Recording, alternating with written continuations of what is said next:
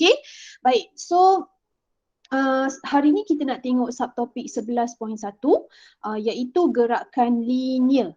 Okey, gerakan, cikgu rasa kamu faham maksud gerakan. Jadi dalam bab ini, dalam bab 11 ini kita nak lihat tentang konsep pergerakan. So kalau pergerakan tu maksudnya dia mesti melibatkan movement ataupun perubahan kedudukan objek daripada titik A ke titik B. Contoh gerakan kamu daripada rumah pergi ke sekolah. So itu adalah gerakan jauh tu.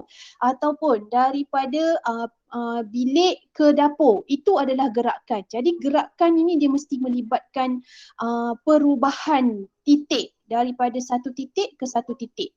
Okey, dan perkataan linear yang konsep dekat sini yang kita nak tengok hari ni adalah berkaitan dengan linear. Apa itu linear?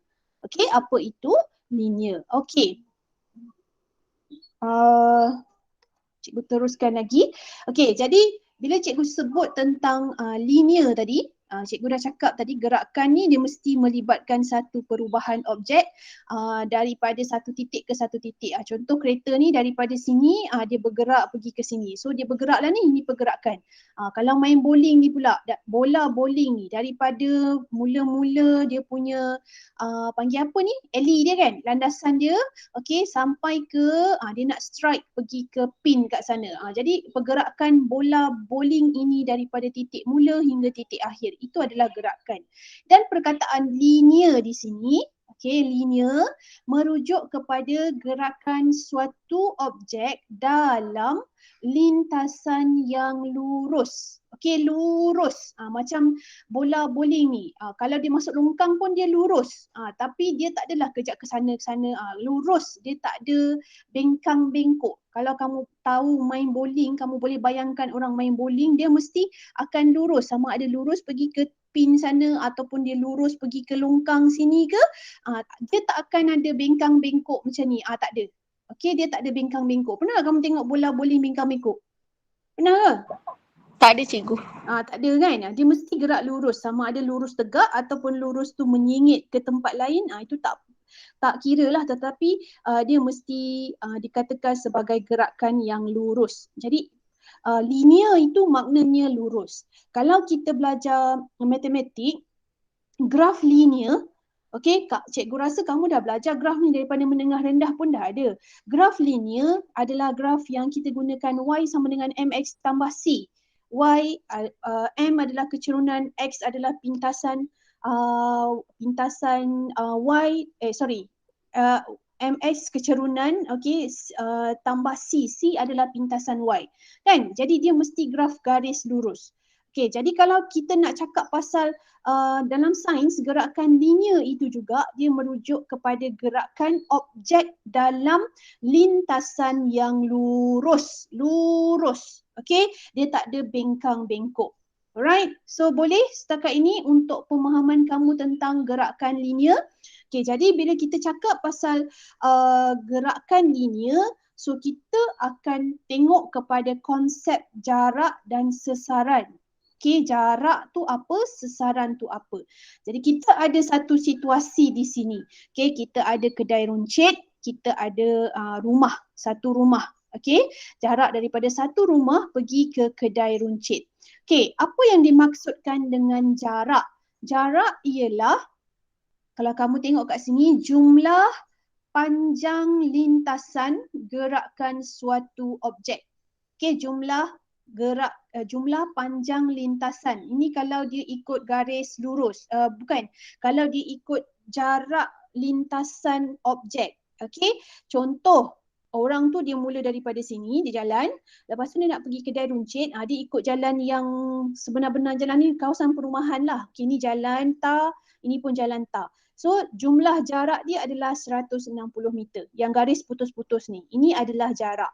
Tetapi bila kita cakap tentang sesaran, okay, sesaran dia merujuk kepada jarak lintasan terpendek yang menyambungkan dua lokasi dalam satu arah tertentu. Jadi lintasan terpendek macam ni lah, maknanya dia kena rentas padang. Katalah ini adalah padang.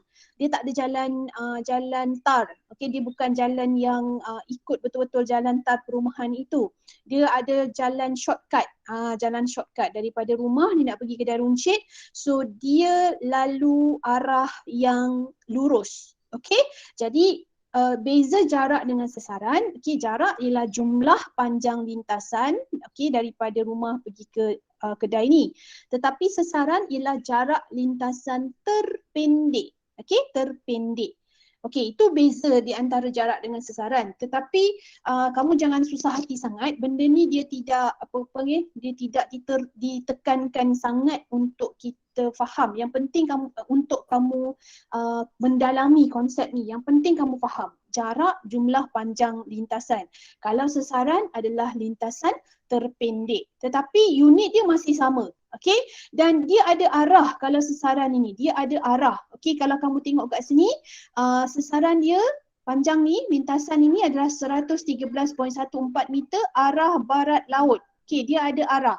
Kalau jarak dia tak ada arah. Dia tak ada arah, dia bagi tahu berapa meter sahaja. Okey, bagi tahu berapa meter sahaja. Yang ini dia ada arah dalam satu arah tertentu. Jadi sepanjang bab ini kita akan lebih fokus kepada sesaran. Okey, sesaran. Dia ada mula, dia ada titik mula, dia ada titik akhir, dia ada arah tertentu. Okey, boleh tak sampai setakat ini jarak dengan sesaran? Boleh, Raja? Boleh, Cikgu. Boleh Okey, kalau ada yang tak faham in between penerangan cikgu, kamu boleh terus tanya. Okey? Baik, seterusnya. Okey, seterusnya kita ada laju. Okey, laju. Laju ni ditakrifkan sebagai kadar, laju adalah kadar perubahan jarak. Okey, manakala kita ada yang kedua, laju purata adalah kadar perubahan jumlah jarak. Okey, dia ada jumlah dekat sini. Dalam laju purata ni dia ada jumlah jarak. Yang ini kadar perubahan jarak. So dia ada formula yang kamu kena ingat. Laju adalah kadar perubahan. Bila kata kadar perubahan, dia mesti berkait dengan masa. Mesti ada masa. Iaitu jarak bahagi masa. Inilah dalam matematik yang kamu kalau kamu dah belajar, kamu memang dah belajar benda ni. Okey, laju ialah jarak bahagi dengan masa. Manakala laju purata, dia ada perkataan purata, dia merujuk kepada jumlah jarak bahagi dengan jumlah masa. Okey, unit SI bagi laju dan laju purata ialah sama, iaitu meter per saat, ms -1. Kamu boleh tulis ms -1 ataupun kamu buat meter per saat, m per s. Betul, tak ada masalah. Sama je maksud dia. Dia macam, dia sebenarnya ni samalah kalau kamu tengok m per s ni, kalau cikgu buat bentuk bahagi, m bahagi s. S ni naikkan ke atas, so dia akan jadikan, kalau macam contoh 1/10, kalau dalam indeks dia akan jadi 10 kuasa -1 kan, ini matematik. Jadi sama juga M per S sama dengan MS -1. S tu dinaikkan ke atas, so dia jadi -1. So itu sebabnya dia tulis laju unit SI ni adalah MS -1. Okay, faham tak ni kronologi cerita ni? Kenapa dia jadi S -1 ni bukan suka-suka tau. Sebab dia meter per saat. Okay, M tu meter, S tu saat, meter per saat. Okay, S tu naikkan ke atas, so dia jadilah S -1. Konsep indeks dalam matematik yang kamu dah pernah belajar. Okay. Baik, kita ada contoh kedudukan pelari. Okay, pelari yang sama ni, sebenarnya orang yang sama. Kamu jangan ingat ada 3 orang, ada 4 orang kat sini. Dia adalah orang yang sama. Okey, jadi kedudukan pelari yang sedang berlari. Jadi pada 0 meter, 0 saat dia belum bermula. So dia berada pada 0 meter lah, pada 0 saat dekat sini. Okey, selepas 2 saat dia berada pada 10 meter iaitu kedudukan A. Okey, selepas 6 saat dia berada pada kedudukan B iaitu 50 meter dan selepas 10 saat dia berada pada kedudukan C 100 meter. Okey, ini adalah kedudukan pelari yang sedang berlari. Okey, ini cerita dia. Macam mana kita nak kaitkan laju dengan laju purata tadi?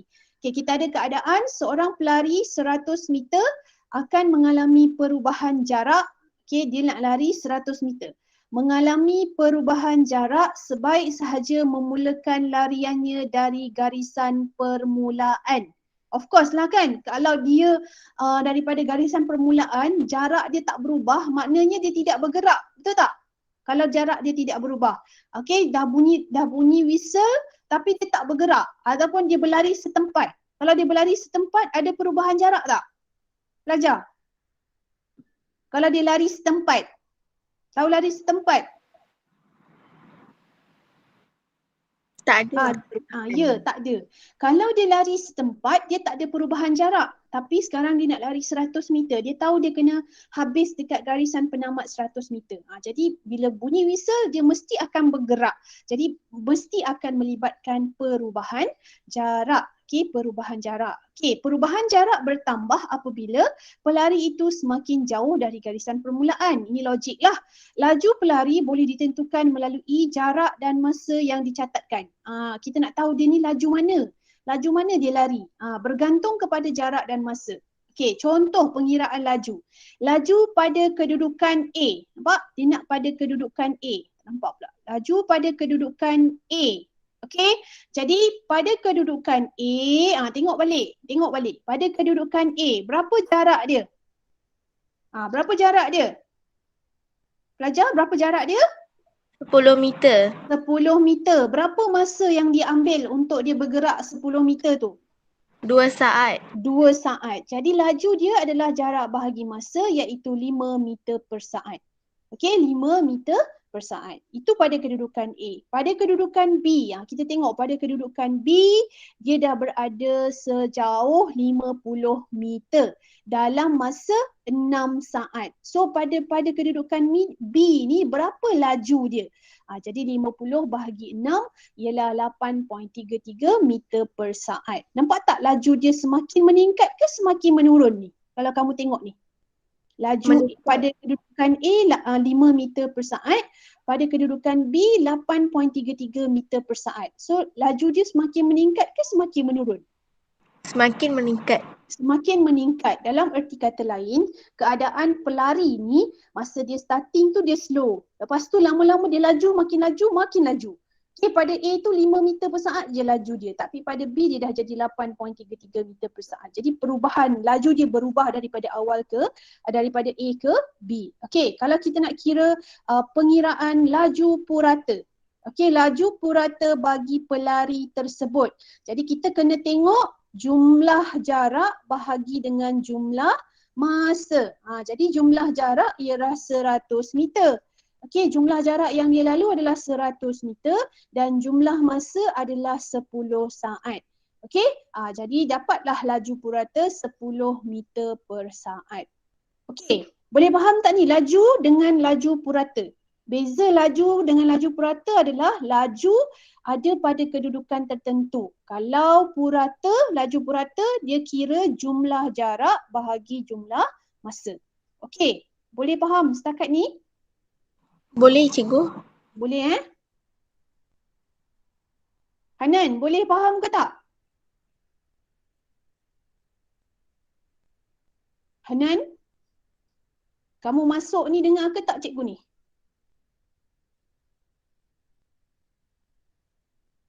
Hanan respon boleh faham ke tak?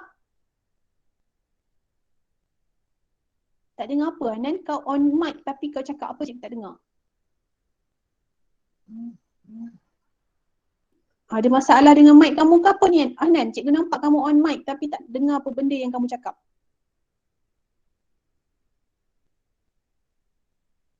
Boleh tulis dekat chat Hanan, explain kenapa cikgu tak dengar suara kamu. Okey, cikgu teruskan lagi. Okey, tadi kita dah cakap tentang laju. So kali ini kita nak tengok apakah yang dimaksudkan dengan halaju. Okey, halaju ditakrifkan sebagai kadar perubahan sesaran. Kalau laju, kadar perubahan jarak. Jadi halaju, sebab apa halaju ni dia adalah berkaitan dengan sesaran. Kerana pada sesaran ini tadi kita dah belajar sesaran ini dia ada arah. Dia ada hala. Hala mana? Okey, hala depan, hala belakang, hala utara, hala selatan. Itu sebabnya halaju dia ada hala. Hala laju. Laju nak pergi mana? Okey, itu maksud halaju. Ditakrifkan sebagai kadar perubahan sesaran. Okey, hala ni merujuk kepada arah. Okey, arah. Jadi sesaran ada arah. Sebab itu namanya halaju. Okey, jadi kalau dia sama juga macam laju, okey, halaju adalah sesaran bahagi masa. Kalau laju tadi, cikgu boleh tulis kat sinilah beza terus. Laju adalah jarak bahagi masa. Sebab jarak ni tak ada sesaran. Tak kisahlah jarak ke mana-mana pun tak ada masalah. Tapi halaju dia ada arah. Okey, dia ada arah. Okey, unit SI sama dengan unit SI halaju sama dengan unit SI bagi laju iaitu meter per saat. Sama sebab tadi kita dah tahu, kita dah belajar laju jarak dengan sesaran ni adalah benda yang sama. Okey, cuma sesaran adalah jarak terpendek, okey, dan dia ada arah. Jadi unit dia masih lagi meter per saat. Meter untuk jarak ataupun sesaran itu, saat untuk masa. Okey, jadi ini contoh kedudukan kereta daripada titik O ke titik C. Okey, dia ada dipecah-pecahkan ini kepada A dan B. So daripada O pergi A pergi B pergi C. So ni adalah kedudukan kereta. Okey, apa cerita dia ni? Okey, kereta di atas mula bergerak dari titik mula O menuju ke titik akhir C pada sesaran 12 meter pada arah timur. Okey, 12 meter pada arah timur. Dia ada arah dia nak pergi mana. Okey, dan kereta itu mengalami perubahan sesaran. Okey, halaju boleh ditentukan melalui sesaran dan masa yang dicatatkan oleh kereta untuk sampai ke titik C.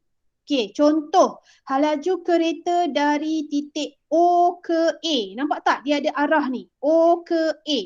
Okey, dia ada arah dari O ke A. Jadi sesaran bahagi masa. So pada titik O kosong, pada titik A dia adalah 4 meter. Jadi jarak dia ataupun sesaran yang telah dilalui oleh kereta itu adalah sejauh 4 meter dalam masa 2 saat. Jadi halaju kereta itu adalah 2 meter per saat ke arah timur. Okey, dia ada arah. Right, dia ada arah. Pada titik B, halaju kereta dari titik A ke B. Nampak tak? Dia ada A ke B. Jadi kita tak boleh kira, kamu tak boleh kira dari O, kamu kena kira dari A ke B. Okey, dari A ke B, jarak dia tak bolehlah ambil terus 8 meter. Faham tak? Dari A ke B. Okey, bila dia kata dari A ke B ni, okey, jarak dia kamu tak bolehlah ambil terus 8 meter ni. Tak boleh sebab dia mula pada 4 meter. Okey, kepada 8 meter. Jadi kalau kamu tengok kaedah pengiraan dia ada jarak akhir tolak jarak awal. Iaitu 8 meter tolak 4 meter bahagi masanya 2 saat. So dia masih lagi dalam halaju 2 meter per saat ke arah timur. Okey, sama juga halaju kereta yang ini dia kalau kamu nampak dia ada dari titik O ke C. Okey, dari titik O ke C. Jadi sesaran daripada O ke C. Tengok balik. Dari O ke C. Yang ini adalah 12 tolak kosong lah. Kan? 12 tolak dengan kosong. Yang ini. Ni 12 meter tolaklah dengan kosong sebab dia nak dari O ke C. Okey? Jadi kamu akan dapat nilai sesaran adalah 12 meter dibahagikan dengan masa 6 saat. So masih lagi dia punya halaju 2 meter per saat ke arah timur. Okey, boleh faham tak halaju ni? Halaju dia mesti daripada titik mula ke titik akhir. Dia mesti akan beritahu. Faham pelajar? Boleh? Faham cikgu. Boleh. Okey, yang lain boleh tak? Okey, boleh faham. Ada soalan nak tanya? Okey, kita tengok ada beberapa nota ataupun penerangan dekat sini. Tanda positif dan negatif pada nilai hal laju mewakili arah gerakan objek. Okey, arah gerakan dia. Okey, kalau merujuk pada rajah 11.5, okey, rajah 11.5 yang tadi ni lah. Okey, rajah ni dia kata apabila kereta bergerak ke arah timur, hal laju ditulis dengan tanda positif. Okey, maknanya kita nampak kereta tu dia bergerak daripada O pergi C. So dekat sini kita tanda dia bergerak ke depan lah, maknanya dia bergerak ke depan. Jadi itu adalah tanda tanda positif. Tapi kalau hal laju objek itu pada arah yang berlawanan, okey, arah yang berlawanan ditulis dengan tanda negatif. Maknanya kalau dia pergi ke sana, kalau dia pergi ke belakang, okey, kalau dia pergi belakang, yang ini dia akan jadi tanda negatif. Tapi sebab dia gerak ke depan ni, yang ni dia akan jadi sebagai tanda positif. Okey, tanda negatif dan positif ini bukan menunjukkan dia punya hal laju, tetapi arah. Arah dia kalau berlawanan tu kita akan kata dia negatif. Macam kalau kamu jalan ke depan, kalau dekat dalam kelas sekarang ni kamu bayangkan dalam makmal kan, cikgu akan suruh kamu okey jalan ke depan, 3 langkah ke depan. Maksudnya kamu akan bergerak ataupun hal laju kamu adalah tandanya adalah positif sebab kamu gerak ke depan. Okay, tapi katalah cikgu suruh kamu gerak 3 langkah ke belakang. Ke belakang. Kamu bayangkan kamu gerak ke belakang. Okay, gerak ke belakang. Membelakangkan badan kamu lah maksudnya. Bukannya kamu pusing badan. Kamu tak pusing badan. Kamu gerak je 3 langkah ke belakang. Jadi itu adalah tanda negatif. Jadi negatif dan positif itu menunjukkan arah, bukan menunjukkan jarak atau sesaran yang kamu lalui. Faham tak pelajar? Boleh faham tak? Boleh faham tak? Boleh cikgu. Boleh kan? Senang kan? Maksudnya tak adalah confuse positif negatif ni. Positif tu maksudnya kamu pergi ke depan. Gerak ke depan tu positif. Kalau cikgu kata okey reverse ke belakang, 3 langkah ke belakang. Maknanya kamu akan, kita akan kata arah kita dah jadi berlawanan. Okey? Ataupun cikgu kata gerak 3 langkah ke kanan. So kanan tu positif. Tapi bila cikgu kata gerak 3 langkah ke kiri, kiri tu dia akan jadi negatif. Okey? Boleh? Boleh ya? Okay. Boleh. Sekali lagi. Okey, sekarang. Tadi laju, hal laju, sekarang pecutan. Okey, sesuatu jasad atau objek yang mengalami perubahan hal laju. Perubahan hal laju dikatakan mempunyai pecutan. Jadi pecutan ditakrifkan sebagai kadar perubahan hal laju. Maknanya daripada hal laju tadi dia akan membawa kepada pecutan. Jadi perubahan hal laju dibahagi dengan masa adalah nilai pecutan. Bagaimana kita nak kira perubahan hal laju? Okey, sebelum tu dia ada huruf-huruf ni. Pecutan dia gunakan huruf A. Kalau kamu tengok kat sini, pecutan dia gunakan huruf A. A tu adalah untuk acceleration. Okey, acceleration dalam bahasa Inggeris iaitu pecutan. Okey, manakala macam mana kita nak kira pecutan? Dia ada perubahan hal laju iaitu hal laju akhir tolak hal laju awal. Okey, V, tak tahulah kenapa dia pakai V, ini dia punya terms lah, kamu kena ingat formula ni. V tolak U bahagi T is time lah masa yang diambil. Okey, V tolak dengan U. V tu sebabnya kita kira velocity. Velocity tu adalah hal laju. Okey, U tu adalah hal laju awal. V adalah hal laju akhir. Bahagi dengan masa T. Okey, jadi formula yang biasa kamu macam yang kamu kena ingat, okey, A sama dengan V tolak U bahagi dengan T. Jadi kamu kena tahu V ni apa? V adalah hal laju akhir. U adalah hal laju awal. T adalah masa. Ni formula lain yang mungkin kamu akan jumpa dan dalam exam mungkin dia akan bagi formula macam ni je. Dia tak bagilah A tu pecutan, V tu apa, U tu apa, T tu apa. Jadi selain kamu ingat ini adalah dia punya formula lengkap lah. Okey, hal laju akhir tolak hal laju awal bahagi dengan masa. Okey. Baik, sekarang ni unit SI. Okay, unit SI bagi pecutan adalah meter per saat per saat. Macam mana dia boleh jadi per saat per saat? Okay, macam mana MS negatif 2 ni? Sebab hal laju tadi dah meter per saat. Kan, hal laju ni dekat atas ni, yang ni hal laju. Hal laju macam mana kira hal laju tadi? Formula hal laju? Hal laju sama dengan sesaran bahagi masa kan? Okay, so ini dah MS negatif 1. Jadi, bila kita letak kat sini, dia akan jadi MS negatif 1 bahagi dengan S. Masa ialah saat. Okay, MS negatif 1 bahagi dengan S. So, S ada satu lagi kat bawah ni. So, bila dia gerak ke atas, S negatif 1 tolak 1 kan? Ini S negatif 1 juga. Jadi, MS negatif 2. Meter per saat per saat. Sebab hal laju dah meter per saat untuk cari pecutan. Okay, boleh faham tak? Ini matematik. Okay, jadi dia punya formula unit MS negatif 2. Belajar unit sangat penting dalam pengiraan sains. Kalau unit salah, jawapan akhir kamu akan jadi salah.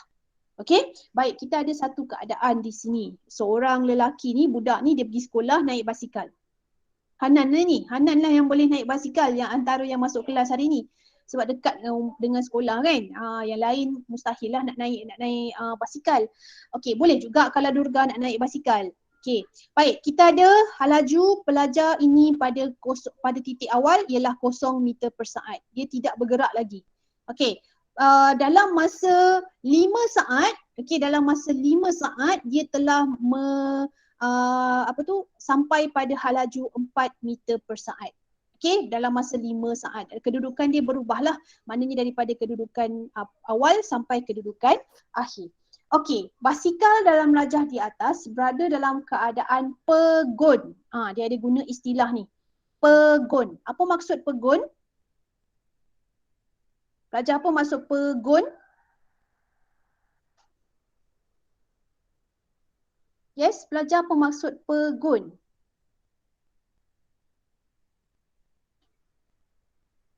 Pegun ni apa? Tidak bergerak. Very good. Okay, tidak bergerak. Bagus. Okay, so keadaan pegun maknanya keadaan yang sesuatu objek itu tidak bergerak. Okay, jadi basikal tadi bermula dalam keadaan pegun.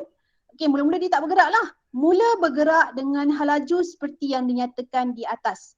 Basikal itu dikayuh dengan hal laju yang semakin bertambah. Kalau kamu tengok daripada kosong ni dia tidak bergerak. Yang ni pegun lah. Okay, kemudian dia dikayuh dengan 2 meter per saat dan akhirnya sampai kat satu kedudukan ini 4 meter per saat.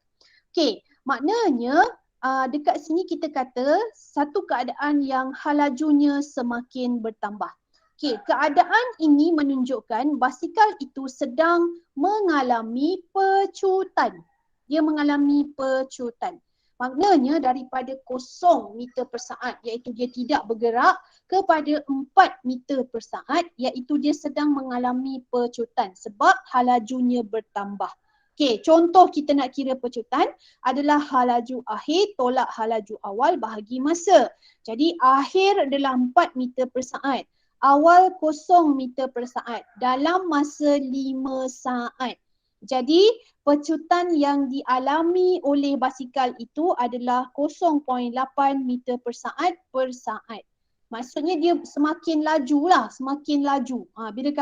Bila cikgu kata perkataan pecutan, dia pecut. Bila kamu faham pecut pun, bila cikgu cakap pecut, apa yang kamu bayangkan? Maira naik motor. Oh, bukan main pecut kau ya. Apa maksudnya tu? Apa maksud dia tu? Pergerakan yang semakin laju. Semakin laju. Itu maknanya pecutan. Okey, kalau objek itu tidak bergerak, dia tak adalah pecutan, kosong. Okey, sebab dia tak bergerak, mana nak kata makin laju. Hanan duduk je dekat bus stop tu, cikgu kata, Hanan gila kau naik basikal tu laju gila padahal kamu tengah duduk. Cikgu gila ke apa? Cikgu yang gila tu. Okey, jadi bila kita kata tentang pecutan, kita mesti bercakap tentang objek yang mengalami hal laju semakin bertambah. baru dia ada pecutan. Kalau kamu tengok dia steady je kan, daripada pintu pagar depan sampailah tempat parking basikal tu, dia kayuh steady je. Kau berkata, pakcik tu naik basikal pecut gila. Memang tak lah. Sebab kita tak nampak perubahan dari segi halaju dia.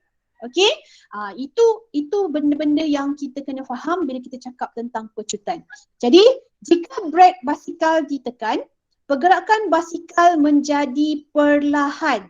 Ni satu situasi yang lain lah. Okey, satu situasi yang lain, iaitu yang mana halaju basikal akan berkurang. Ini logik. Logik, kalau dia tekan brake dah nak sampai dekat parking basikal tu, daripada pintu masuk sekolah sampai nak masuk, nak simpan dekat parking tu, mestilah dia tekan brake. Tujuan dia sebab dia nak kurangkan halaju basikal.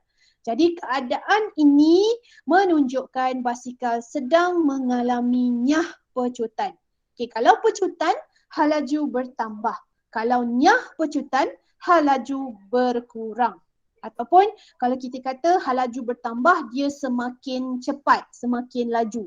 Kalau dia mengalami nyah pecutan, maksudnya keadaan basikal atau pergerakan basikal itu dia akan semakin perlahan. Okey, boleh faham tak pecutan dengan nyah pecutan? Ain? Boleh faham? Okey, boleh. Sofia?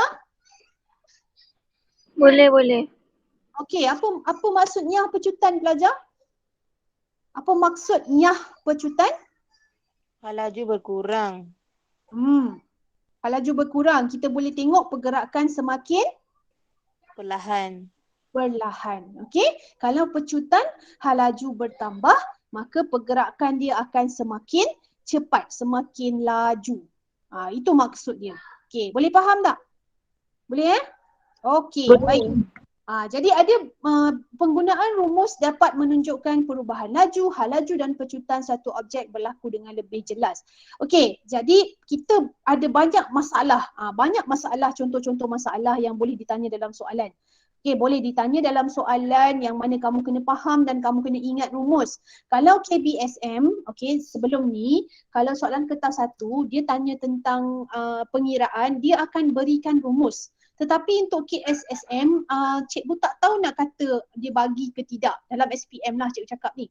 Dalam SPM, dia bagi ke tidak dia punya formula tu. Kalau dia tak bagi, kamu kena ingat lah. Okay, so basically kamu kena ingat 3 formula. Yang pertama adalah sesaran. Okey, iaitu sesaran, apa maksud sesaran? Okey, kamu kena tahu. Jadi kamu kena ingat formula halaju.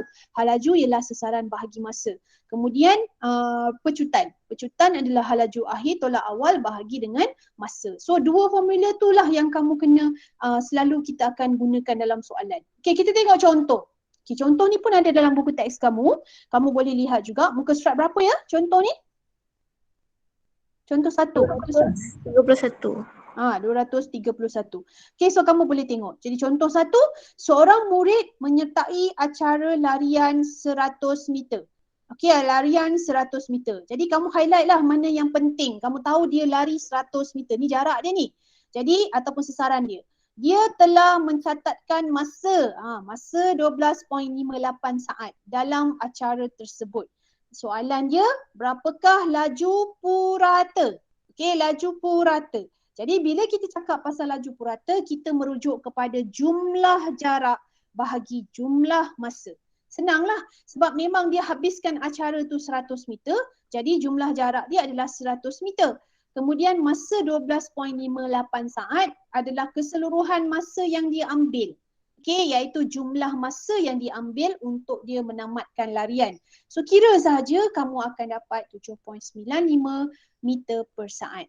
Okey, yang ni cikgu rasa senang kan? Faham kan contoh ni?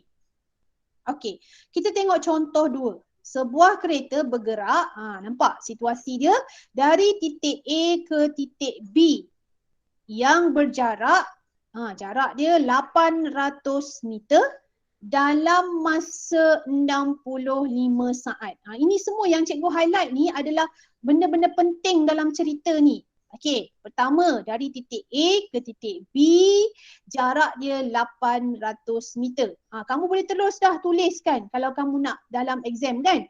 Okey, kamu pun dapat maklumat ni. Jadi kamu dah boleh dah buat catatan. So ni 800 meter. Okey, dalam masa masa 65 saat. Boleh bagi dah terus. Okey, kemudian kereta itu berpatah balik. Cerita dia berpatah balik dari titik B ke titik C. Okey, dari B ke C. Apa dia buat? Dia patah balik. Dari B ke C pada jarak 350 meter. Okey, highlight ni. 350 meter dalam masa 30 saat. Okey, jadi 350 meter ni dia lalu selama 30 saat. Okey, jadi ni adalah situasi yang berlaku kepada kereta ni tadi. Okey, cerita dia macam tu. Soalan dia, berapakah laju kereta pada titik B? Okey, berapa laju kereta pada titik B? Kemudian tentukan, yang ni highlight juga, dia nak apa? Laju. Lepas tu jumlah sesaran yang dilalui kereta itu. Dan soalan C, berapakah laju kereta itu? Okey, kita tengok penyelesaian dia.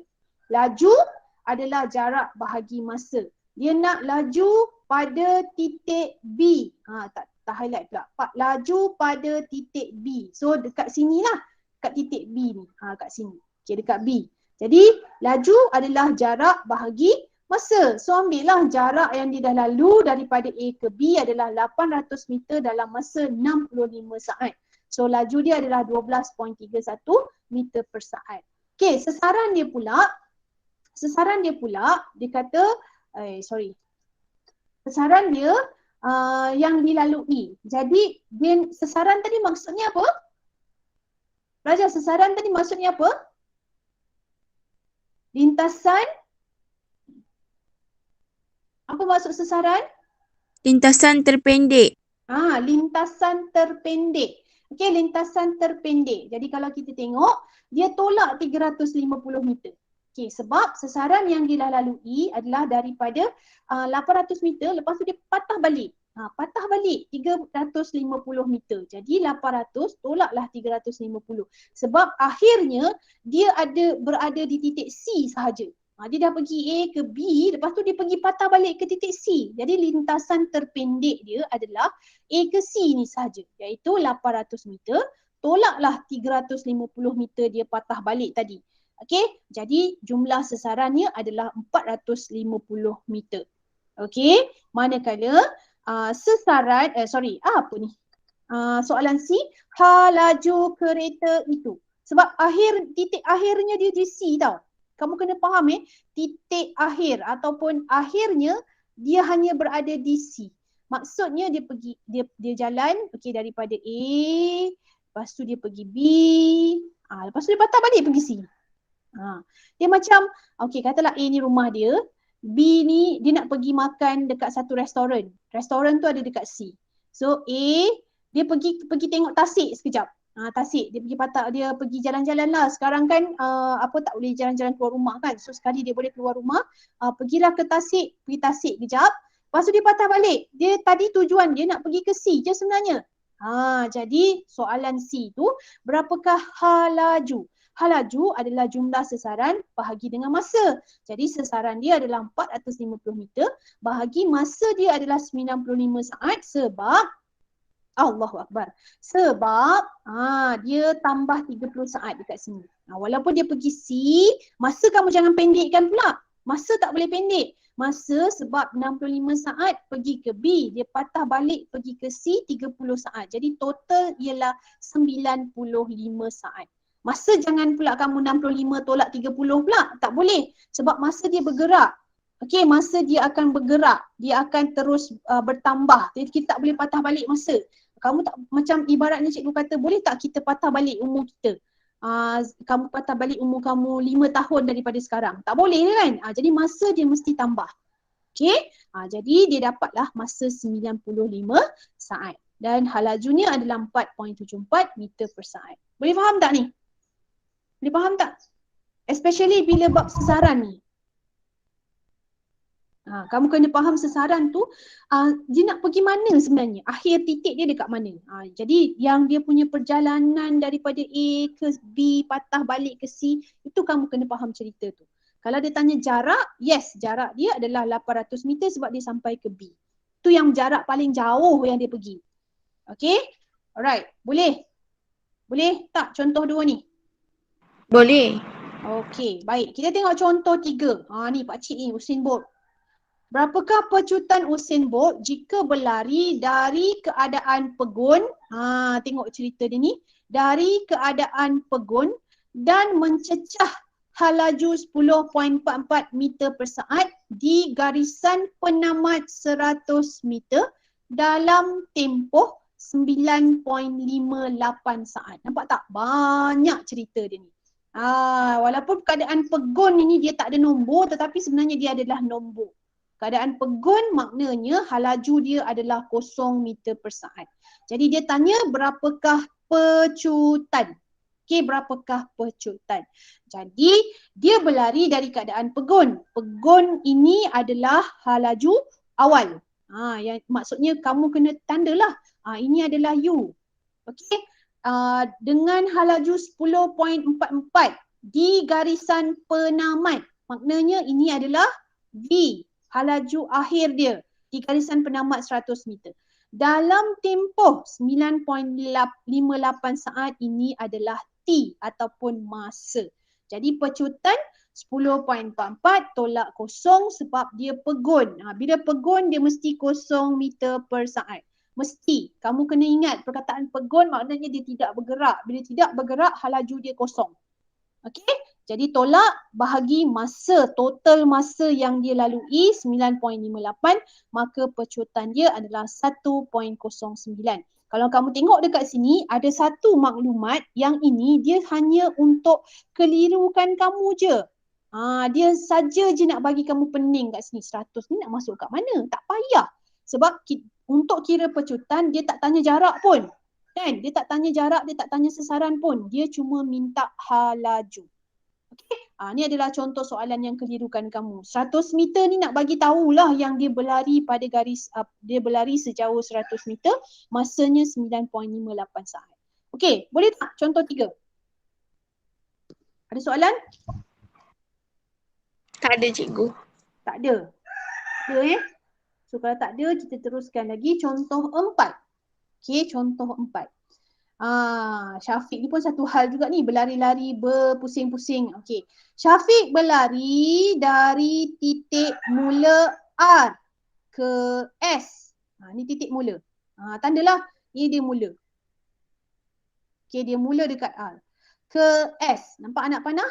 Yang terletak pada jarak 100 meter utara dari R. Okey, ini utara dari R. Dia berlari pula ke arah T 150 meter pada arah timur dari S. Nampak? Okey, utara dia pergi ke timur 150 meter. Okey, dia meneruskan larian ke arah U iaitu 100 meter pada arah selatan dari T. Okey, jumlah masa yang diambil olehnya ialah 60 saat. Okey, maknanya daripada R dia pergi ke utara 100 meter, dia pergi ke timur 150 meter dan dia pergi ke selatan 100 meter.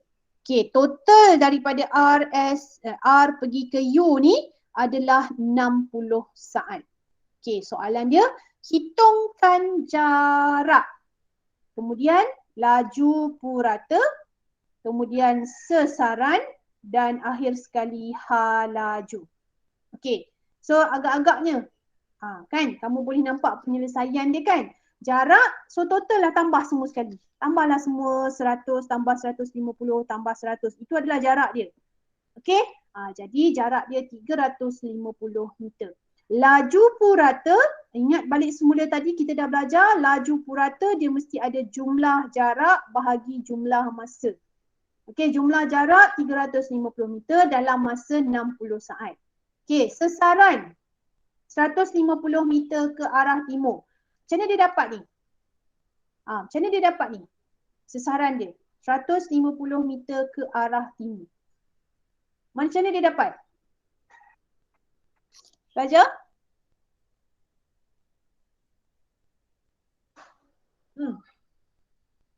Macam mana dia dapat 150 meter ke arah timur?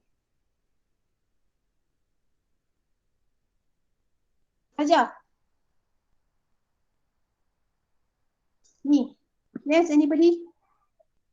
150 meter ke arah timur. Macam mana dia dapat ni? Oh, senyap lah. Kata faham tadi. Macam mana jawapan dia tak ada jalan kerja pun. Dia bagi tahu je sesaran dia 150 meter ke arah timur. Maksud dia apa? Sesaran ni adalah jarak. Sesaran ni adalah apa pelajar? Lintasan terpendek. Okey, lintasan terpendek. Okey, macam mana dia dapat jawapan 150 meter ke arah timur tu?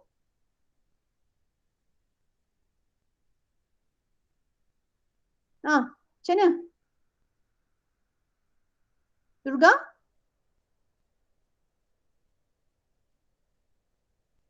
Okey, cikgu nak tanya kamu sekarang, siapa Syafiq ni dah dekat mana? Baca, bila dia dah pusing, dia pergi utara, dia pergi timur, lepas tu dia pergi selatan, dia dekat mana sekarang? Sekarang Syafiq ni dekat akhir ni, titik akhir dia dekat mana? Dia mula dekat R, dia berakhir dekat mana? U. Dia berakhir di U. Okey, so sekarang dia berakhir kat sini. Dia dah pusing ni. Ni katalah mungkin ni taman agaknya. Ni Tasik. So dia mula dekat R, kemudian dia berakhir di U. So dia tanya sesaran. Sesaran adalah lintasan Terpendek. So akhirnya dekat mana dia? Dia berada di U. So R sebenarnya dia pergi daripada R ke U. Cuma dia lalu jarak yang panjang. Dia pusing Tasik ni.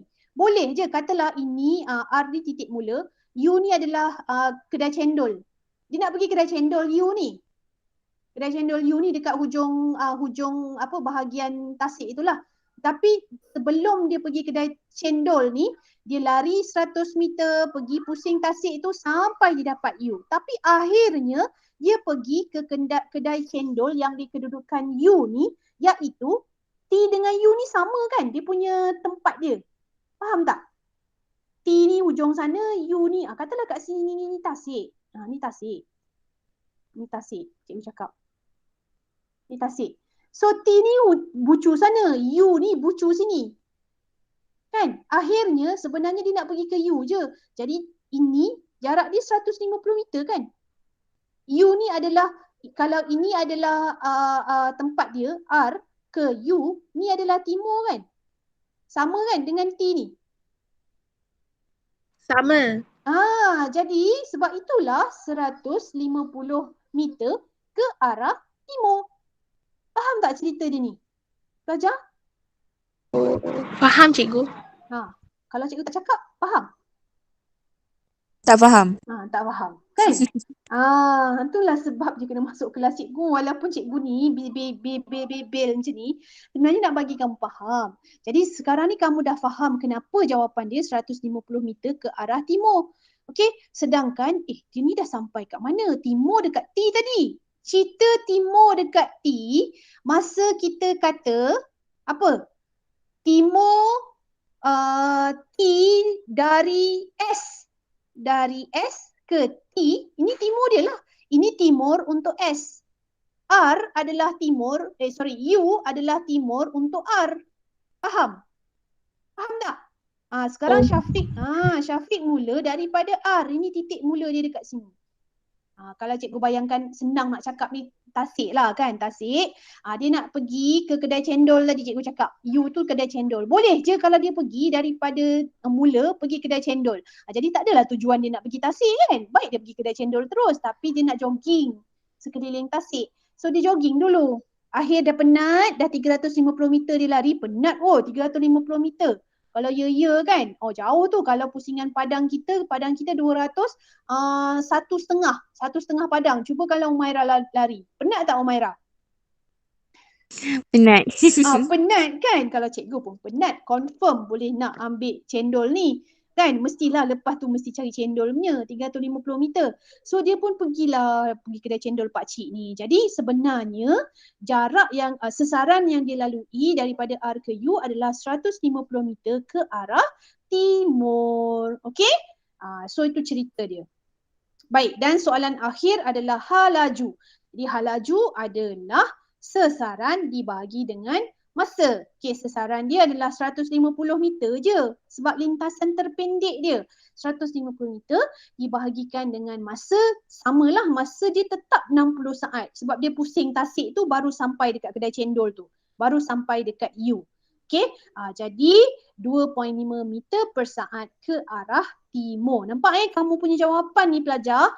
Bila halaju mesti ada arah mana. Kalau laju tak payah, bagi je berapa. Tapi bila halaju mesti bagi arah. Arah mana? Okey, arah mana? Okey, boleh? Okey. Jadi ada